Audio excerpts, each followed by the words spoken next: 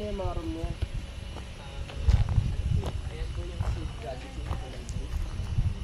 Ah, okay. Ah, may, yung mga nagme-maintenance dito. Nakakatuwa, no? Buti may ganito dito. Saan po kayo galing? Ah, Aborlan. Aberlan. Ito, Aborlan kami. Diretso lang po, tapos kaliwa.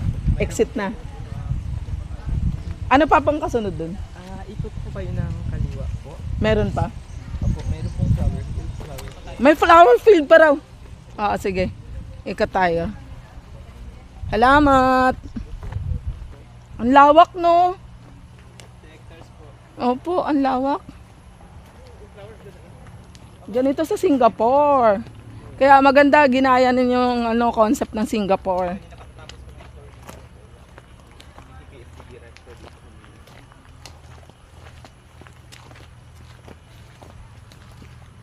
Ganito, kung may ano ka, magpunta ka sa ganito, malilibang-libang ka na. Oo naman.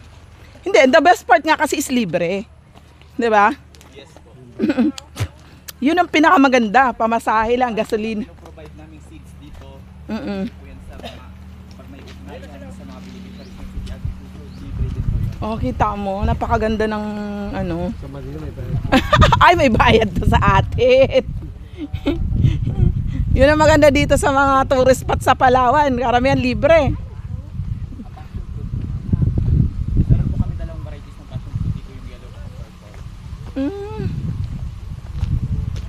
Oh, diba? Ito po yung Highland Vegetable Production Demo natin. Kung napapansin nyo, meron na po tayong mga ano ngayon, meron na tayong mga katanim na broccoli, cauliflower. So dito po natin dinidemo yan bago natin i-introduce sa mga farmers natin outside sa different barangays po ng Puerto.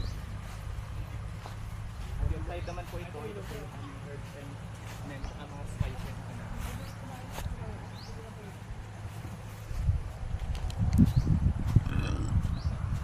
Ganda, no?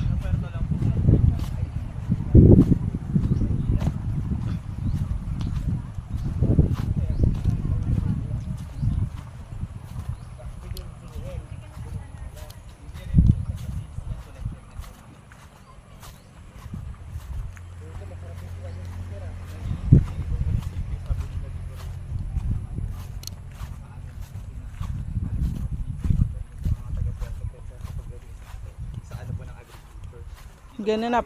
Ang ganda ng ano, no? Oh, may mga herbs and spices pa sila, oh.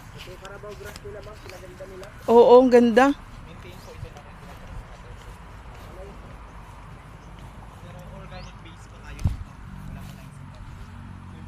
Herbs pala to, guys, oh.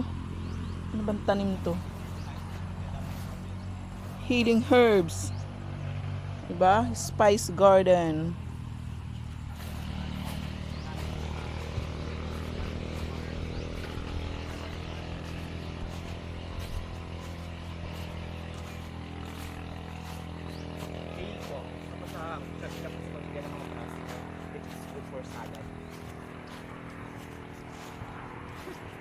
Di ba kapamilya